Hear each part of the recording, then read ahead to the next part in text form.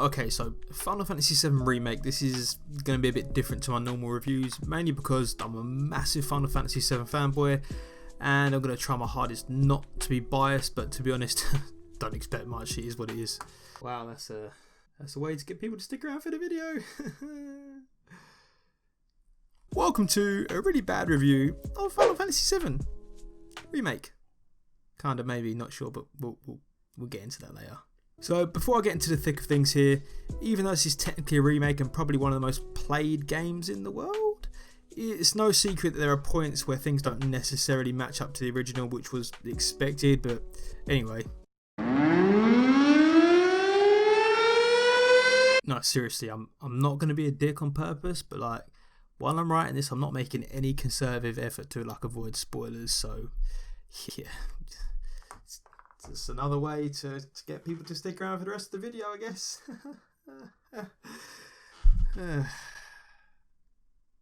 So I'm going to switch format around a bit and start with the gameplay. And let me say straight off the nail bat, get it? Nail bat, like, you know, the weapon is. So yeah, straight off the bat, I was a little concerned. I played the demo and had a little trouble wrapping my head around what exactly is the best way to approach enemies and dish out damage, as I felt like I was mostly spamming attacking and occasionally like weighing in with some magic, but I was wrong. Agree with me or not, it's like a mashup of 15 and 13-2, which sounds weird, but if you remember the constant paradigm shifting in that, swapping characters isn't too far removed from that game, and the battles are best experienced when characters have various setups, so you kind of have to swap between them quickly and fast and execute your moves. From the outside, it looks a lot like a hack and slash, but I have to commend Square Enix on this, because even though, despite having a more outdated system now, I think every fan of the original would have been completely happy for the turn-based system to have been included in this remake, and no, the classic mode does not count, sorry. Yet, we've received something totally different to the original, and honestly, I don't think I've heard many complaints. It's well designed, the stagger mechanic is familiar to players that have continued with this series in recent years, but there's enough there that pays homage to the original game, such as necessary material use, summons and original attacks like Braver and Cross Slash. The way the ATB usage has been rewritten for the new combat system is impressive and well balanced. You build up ATB by attacking, blocking and general use of your selected character during battle. These can then be traded for commands, magic and items. Using more potent selections will utilise more of your ATB than others. It feels rewarding to combo up on enemies by rapidly switching between characters, building up an ATB and then firing off a bunch of moves to lay down some heavy damage or stagger. I do feel, however, that the best experience comes from boss battles and fighting singular enemies. More often than not, fighting groups of enemies, especially in confined spaces, can become a bit of a shit show, with characters getting crowded, trapped or otherwise bundled by enemies, or trying to fight the awkward-ish camera to see exactly what the fuck is really going on. I could make my peace with this if it wasn't for two things. Number one, when you aren't controlling the character, they rarely utilise their ATB unless directly instructed by yourself, which doesn't really count as them, you know, doing it themselves, I guess. Or that they have material equipped like auto care, for example, to tell them otherwise. Basically, they become more passive and will mostly just use regular attacks and block. And secondly, because the AI aggressively targets whoever you choose to control, which if you switch mid-battle like 10 different times, within a matter of moves, the AI will begin targeting whoever you are using at that time. This is especially noticeable during boss fights.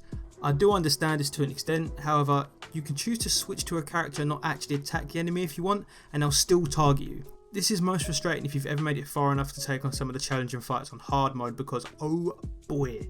I don't have an issue with the difficulty change in itself. Of course you're more likely to receive harder damage on hard mode. It's written in the title, hard mode.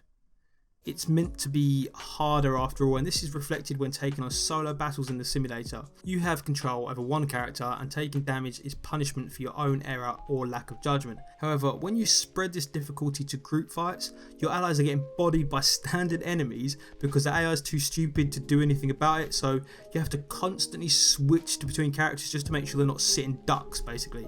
It kind of seems as if the general gameplay didn't have hard mode in mind when the game was being designed. This game for sure is best experienced on normal mode. Forget classic altogether. With that in mind, overall I was extremely impressed with the battle system. Now I should probably say some stuff about the rest of the gameplay, not just the battle system. It's like you can walk and run places and stuff. It works fine. Jokes aside, the general roaming is absolutely fine. The game is impressively dynamic with cutscenes seeming fluent between gameplay and battles, which I found to be really awesome as it reduced a lot of loading times, especially for a massive game putting such a strain on a now outdated console. My only real gripe is that it's a little linear, not like Final Fantasy 13 bad, but there's a lot of feeling of running down corridors and a lack of proper exploration, not to the point where it negatively impacted the overall experience of the game, but enough where it was obvious and where you felt it could have been expanded on with a more powerful console, which I do feel is the case here. Speaking of more powerful consoles, okay, that wasn't really a great segue into this, but I do feel like the raw performance of the PS4 must have been a huge issue for Square when taking on this project, and even though it doesn't reflect the large scale exploration of the original, it's still a huge game in its own right. The character models were nothing short of superb, really high quality, and this applies for those with a bigger role to play in the story. Square have definitely taken some hits with the less featured NPCs, as you can regularly see textures still loading in, and when I say regularly I mean it's all the time, like just all the time. I think that's the only downside. Like I said, consider the scale of the game and the hardware they had to work with. I'd argue that if you combine this with the well-rounded performance and dynamic shift between gameplay and cutscenes, it has to be, as a package, one of the most impressive feats of this console generation. That isn't to say that it's the best looking game simply by judging it on a still frame, but as a whole package, like I said, the environment, scenery, main character models, performance and cinematic style left me nothing short of massively impressed. And honestly, I cannot stress enough that the performance of this game was so smooth and consistent on my standard PS4. Like I said, I don't expect much, but it pushed out a steady 30 FPS and never looked like dropping a frame. I think I may have noticed it once in 50 hours of gameplay that I've put in so far. When you compare that to something like Days Gone, which, yes, to be fair to it, had a massive open world map, but the performance in comparison was so far off the mark, it was borderline unplayable at times. It's development detail like this that can separate a good game from an elite game, and in terms of performance and graphics, I'd say that Square Enix have really gone above and beyond to optimise the remake to balance out the graphics and performance to almost perfection. The limitations lie within the hardware, not within the development or ambition. Speaking of ambition, that was voice crack. Speaking of ambition, okay, so there's a reason I left this until the end. It's going to be kind of long, but here we are. Let's face it, it's a remake, right? So the story is the story. Final Fantasy VII is a beloved classic. There's no reason to change anything. Add, but don't take away, right? I don't know if that applies here, but yeah. Well, kinda. You've been warned. At this point, I will be revealing spoilers about the remake and potentially about the original story if you haven't already played it yet. So, that being said, let's start from the beginning, shall we? Back when expectations were high and the trailers and demo were still fresh in our mind, fast forward to the end and what the fuck? Why Square? Why are you obsessed with this time travel paradox bullshit, man? Just please, just leave it, please. It all started so well. The remake was as close to perfect it could be without literally being a like-for-like remake, and I'm talking like just the PS1 game with voices and better graphics. I had certain expectations going into this. At the same time, I'd made my peace with the fact that there would be some changes. My peace was made with minor changes though. This is where this begins to break down a little.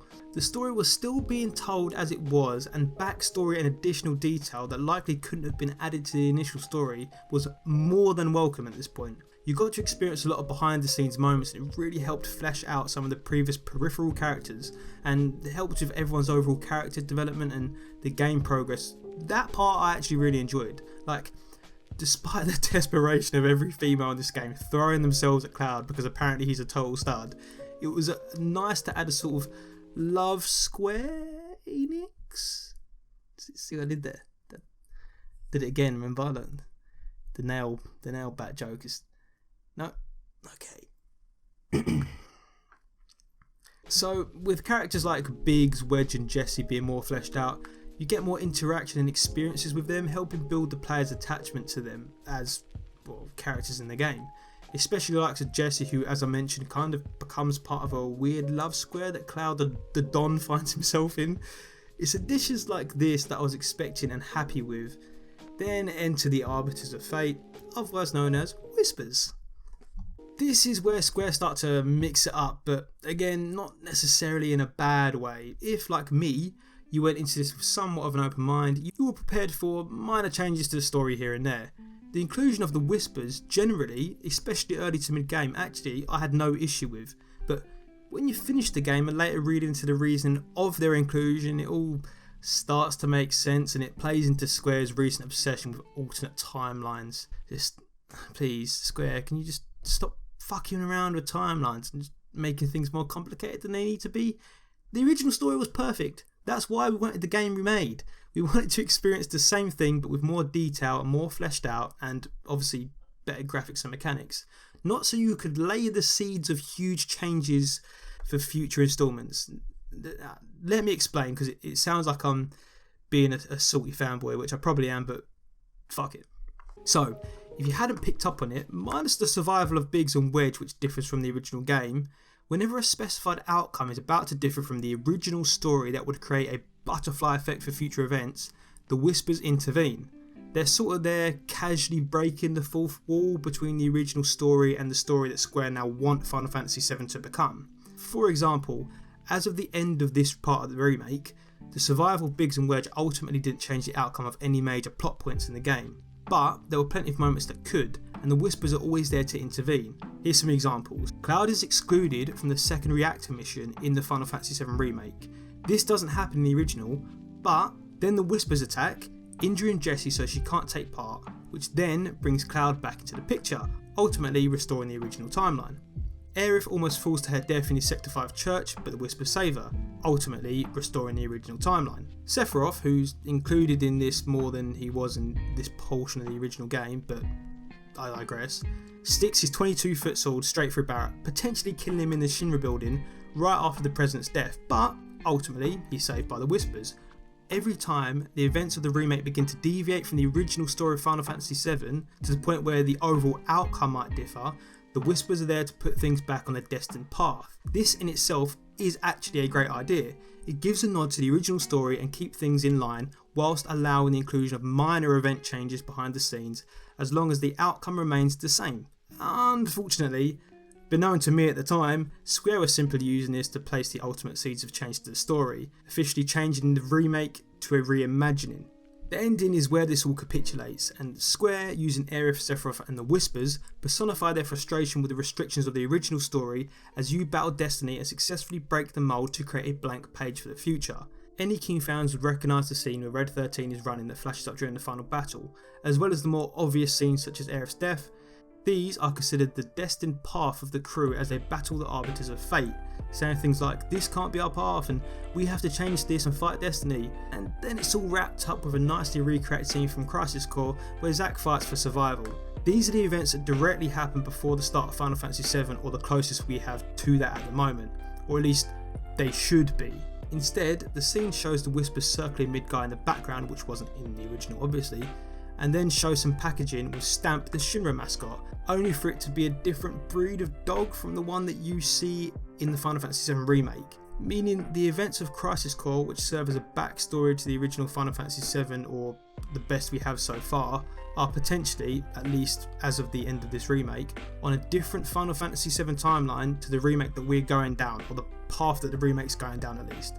Ladies and gentlemen, Square has laid the foundation for wholesale changes to the future editions of the remake.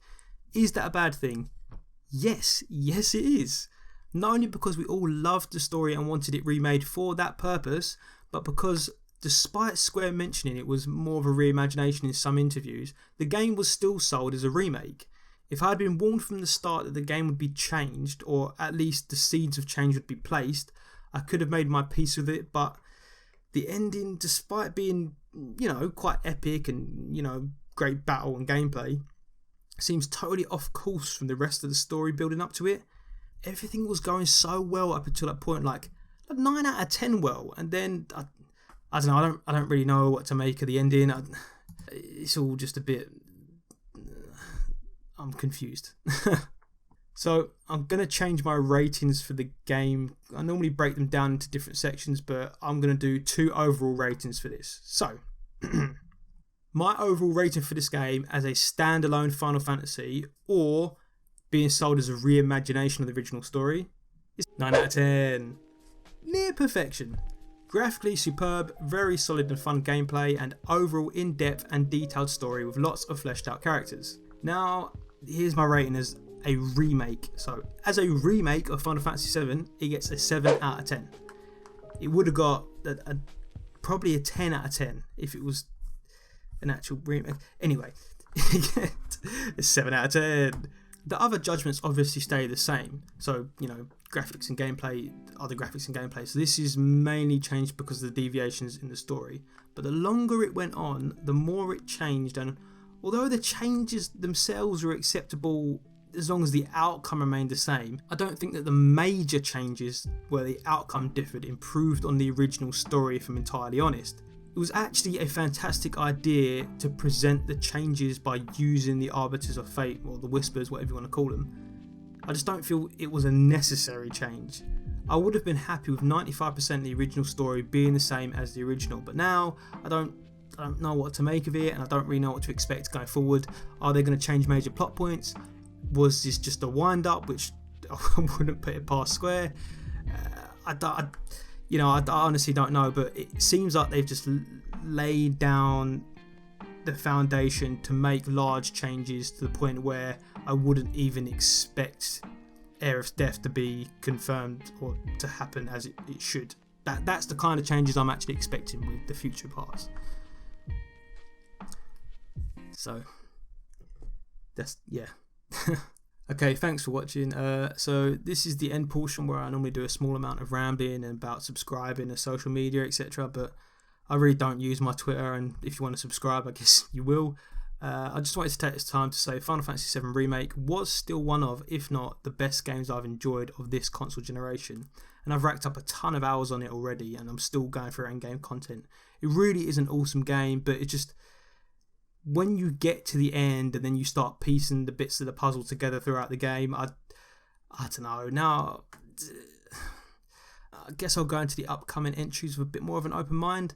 I don't really know what to say, to be honest. Like, if you're a keen Final Fantasy VII fan like I am, then you're probably left just as confused and speechless as myself. Like, you don't really know what to make of it. Like, the game was really good as a whole, and then, yeah, like I said, when the ending comes around and you start to piece together everything that they've done to lay the foundations of change, it bodes for a lot of changes, which, again, like I said, I'd be happy with if the game was sold as a complete reimagining and not a remake. But I guess we'll just have to wait and see until the next part comes out, which I'd imagine is about 2 years from now, so it's gonna be a long wait. Thanks.